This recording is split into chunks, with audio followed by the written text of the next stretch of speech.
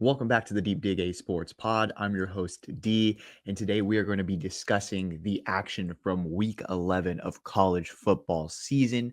But before we dig into that, be sure to hit that like button, be sure to subscribe, drop some comments below, let me know your thoughts, and we're just going to hop right into it. And so there was a bunch of big games just scattered all through the nation.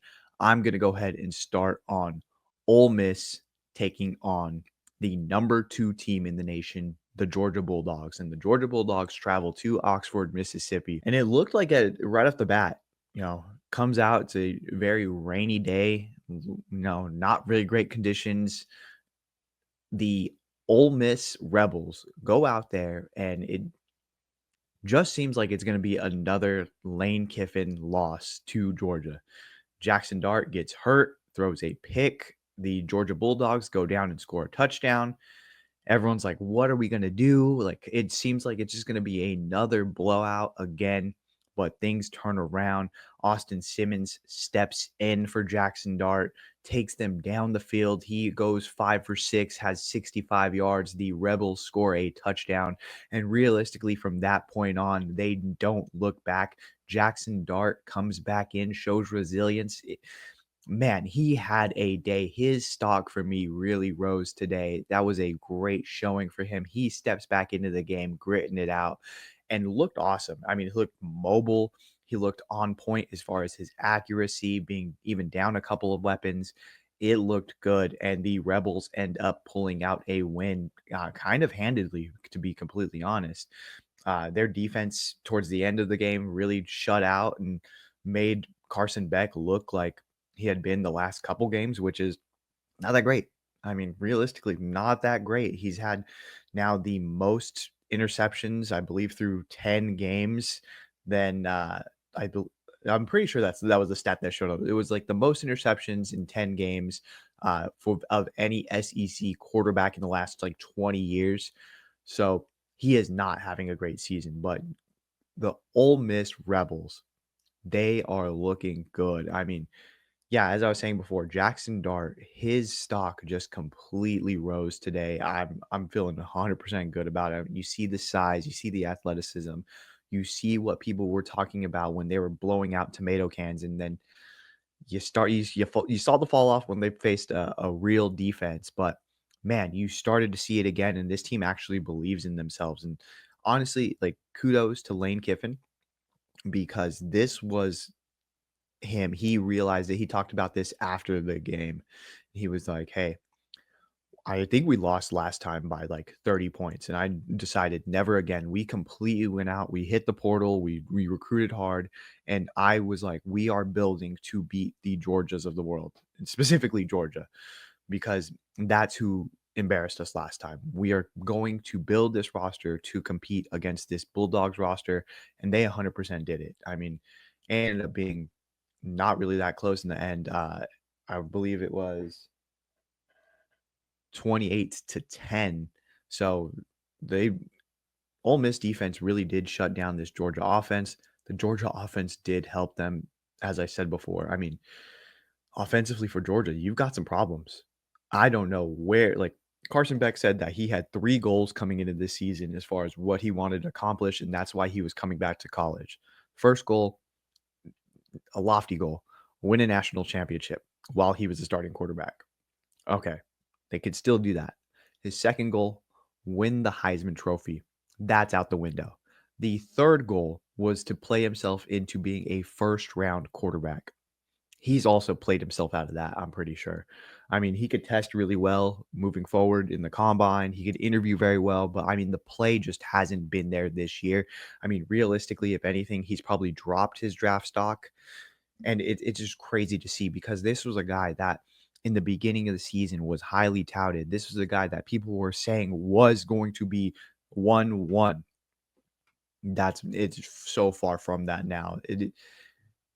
He might be the best bad quarterback of the SEC, but I mean, like, it's turned into a shit show realistically.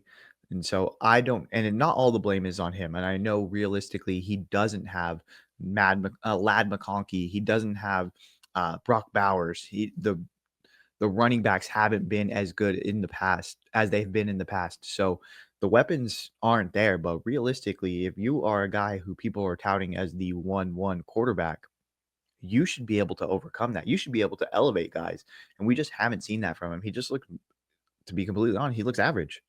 And so, yeah, I mean, from that standpoint, that's the biggest weakness for Georgia is that offense. They're going to go as far as Carson Beck is going to take them, and realistically, Carson Beck has shown that he is not going to take them that far. Um, and again, I'll get kudos to Austin Simmons for stepping in during that drive for Ole Miss. I mean, that was again classic. Oh, here we go again. Like Georgia's going to blow out Ole Miss, and I'm sure if you're Lane Kiffin, you've got to be like a little bit nervous. Your stomach has to be in knots when you see Jaxson Dart go down and then limp into the tent.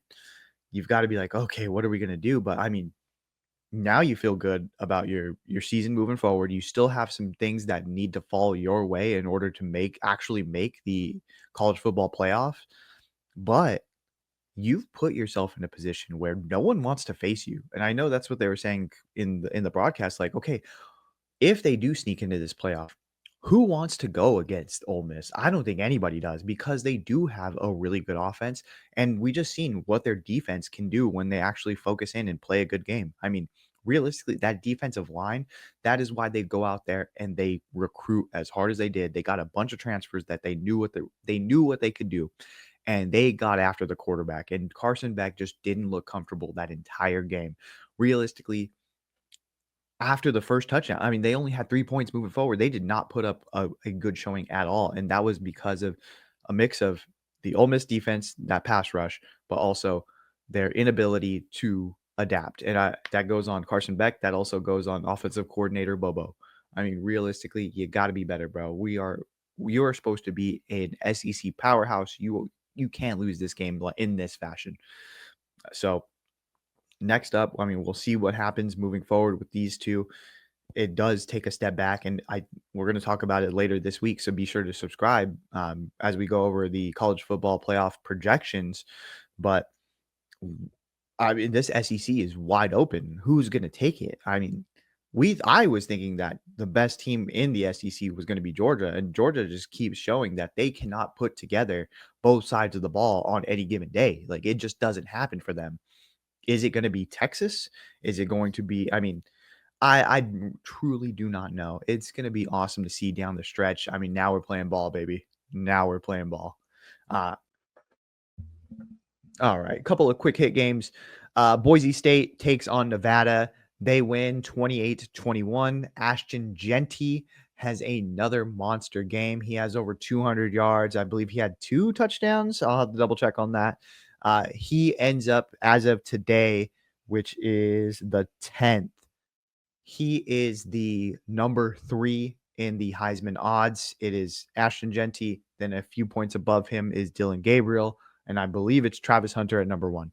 So Cam Ward, as of today, has fallen off completely. He is now plus 800, whereas Ashton Genty is, I believe, plus 350, and Dylan Gabriel is plus 320. And I believe Travis Hunter is now like plus 180. You'll have to double check my work on that, but comment and let me know. So he keeps into it. Another quick game that I really just want to touch base on, Texas taking on Florida.